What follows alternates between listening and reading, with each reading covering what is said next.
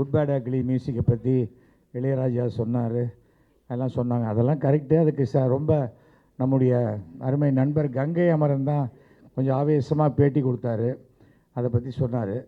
அது கிளைமேக்ஸில் ஒரு விஷயம் நடந்தது. அந்த கங்கை அமரன் பேட்டியெல்லாம் பார்த்துட்டு இளையராஜா சொன்னாராம், முதல்ல இவன் மேலே கேஸ் போடணும் அப்படின்னாராம்.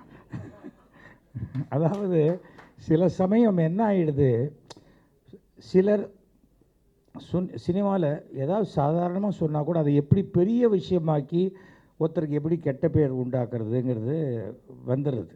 அவ்வளோதானே ஒழிய இது நமக்கு மேட்ரு இல்லைன்னா சில விஷயத்தை ரொம்ப பெருசாக்கிடுறோம்.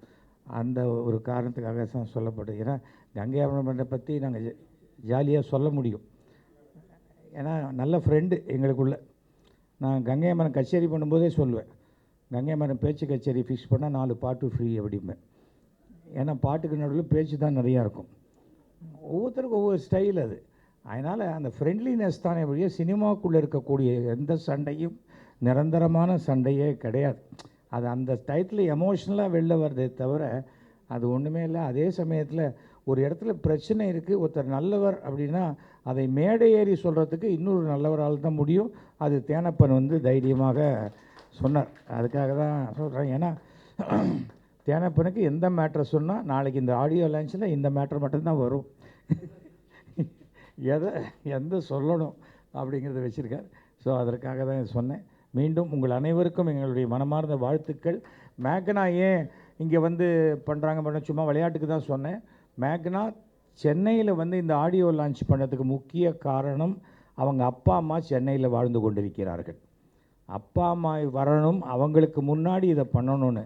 மாதா பிதா குரு தெய்வம், பெற்ற தாய் தந்தை கல்வி போதிக்கக்கூடிய ஆசிரியர், இவங்களுக்கு கொடுக்கக்கூடிய மரியாதை நமக்கு கடவுளுடைய அருள் நேரடியாக கிடைக்கும்.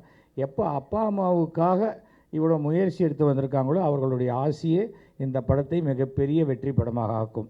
நன்றி, வணக்கம். இந்த சாங்ஸ் சார், இந்த சாங்கும் இந்த ட்ரைலரும் பார்த்துட்டு சொன்னீங்க இதில் ரொம்ப கிளாமராக இருக்குது அப்படின்னு சொல்லிட்டு. ஒரு ஃபியூ மந்த்ஸ் முன்னாடி ஒரு ஃபயர்னு ஒரு படம் வந்துச்சு.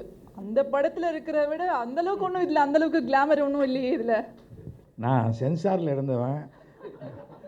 அடிப்படையாகவே இதில் ஒன்று சொல்லுவாங்க, இந்த படத்தை பற்றி பேசும்போது இன்னொரு படத்தை கம்பேர் பண்ணக்கூடாதுன்னு சொல்லுவாங்க. அதுதான். அதனால் நான் ஃபயர் பார்த்துட்டு மறுபடியும் பேசுகிறேம்மா. அதை முதல்ல நீங்கள் பாருங்கள் சார். பார்த்தீங்கன்னா இதை பற்றி நீங்கள் பேச மாட்டீங்க. இதை பற்றி பேச தானேமா வந்திருக்கேன். சரி, ஃபயர் படத்தை ஒப்பிட்ட வரையில் மிகச்சிறந்த குடும்ப படமாக இருக்கும் இந்த படத்திற்கு என்னுடைய மனமார்ந்த வாழ்த்துக்களை நான் தெரிவித்துக் கொள்கிறேன்.